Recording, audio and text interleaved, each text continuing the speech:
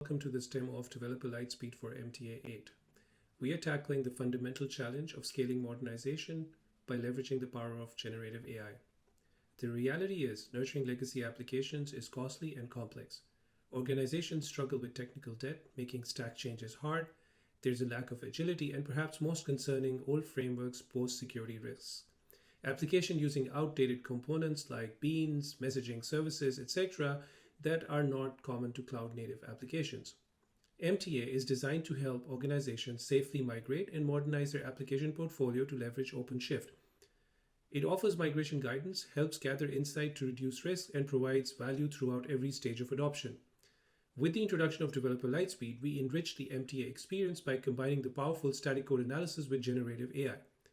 Let's start with a demo overview of all the latest features. Once we have checked out our code, which is a legacy Java application, we open Visual Studio Code.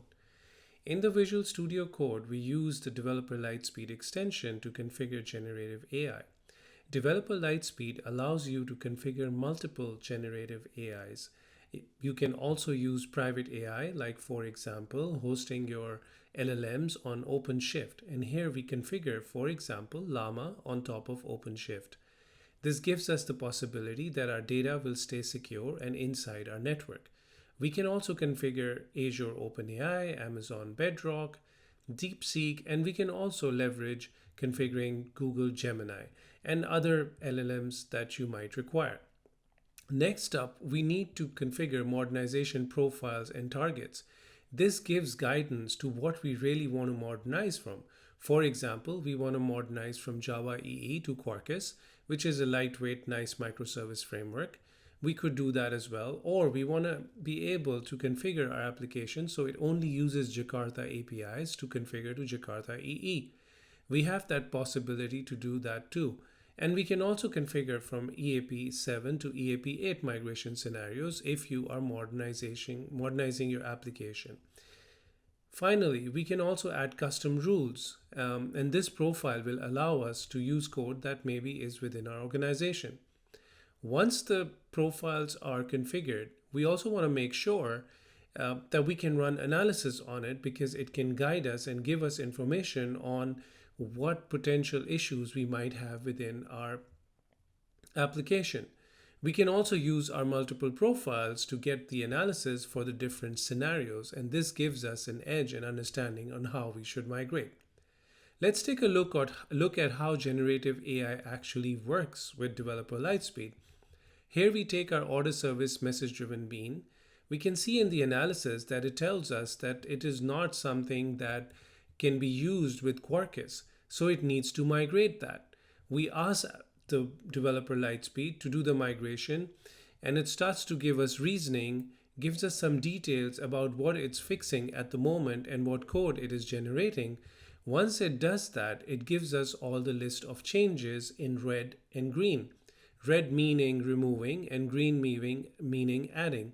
You can see here that it has now converted the entire GMS component into a reactive asynchronous I/O component using Quarkus, which is way better than what GMS can do, which is a synchronous application. Next up, we accept those changes and that become part of our Git patch within our application. So if we take a Git status, we would actually be able to see the different changed file. Let's take another interesting example, which is the shipping service. Shipping service is an enterprise Java bean, a remote enterprise Java bean. As you can see, remote EJBs are not supported in Quarkus. To convert them, we would use the REST API.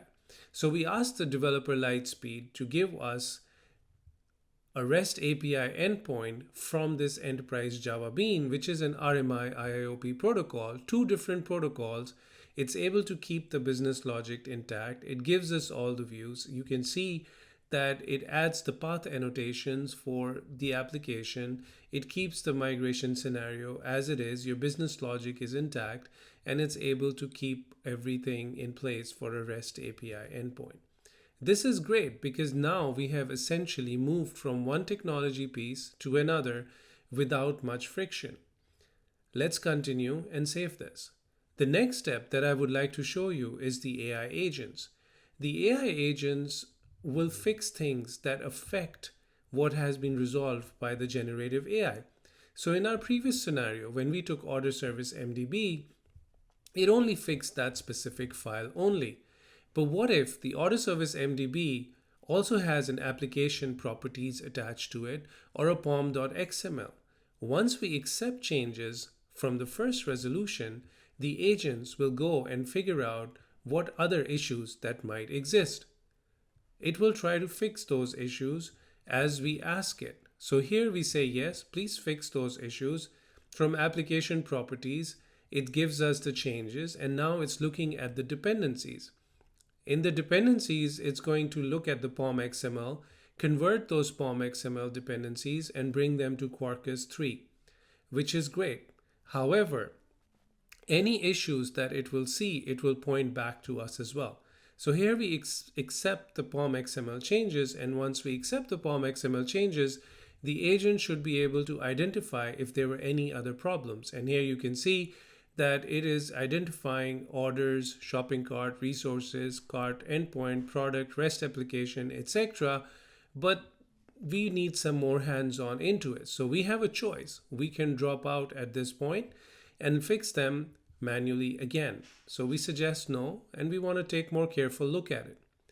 Another interesting piece of the developer Lightspeed is the solution server. A solution server is an MCP server which is deployed into the OpenShift environment. The job of a solution server is to have a persistent memory of all the resolutions that have been done. By keeping those resolutions, it's able to hint into the large language model what exactly the resolutions should look like in the future. This gives you the possibility to be able to convert patterns and practices that you use into your organization. Here we take an example of the audit logging library, which is now an internal library within our source code, has been changed from file system audit logger to streamable audit logger. So first, let's look at the code and the rule set executed. Once the rule executed, it gives that static code analysis to developer Lightspeed saying that, hey, we need to change this specific file. When it does that, it comes back with an entire generation. The generation gives us details about the changes that it needs to make to streamable audited logger. But when we run this application on OpenShift, we cannot have a local host as an example. So we want to change this generation, and we want to change this generation so everybody else in the organization who uses this generation again should also get the similar kind of fix. So at this point, once the fix is applied, with our changes, we will ask in another component, which is the product service component, to ask the generative AI to make a fix. And once we make this fix, the generative AI should be able to bring the latest changes that we injected into the fix as well. This ensures that you are able to enforce patterns and practices within your code. You might not like an exception that was generated. You might want to change. You might want to change how logging works or other patterns that you can introduce in your organization. Developer Lightspeed enables you to do that. All in all, Developer Lightspeeds work together with generative AI to ensure that you have a successful migration and modernization path which is cost effective and can scale to 100x applications.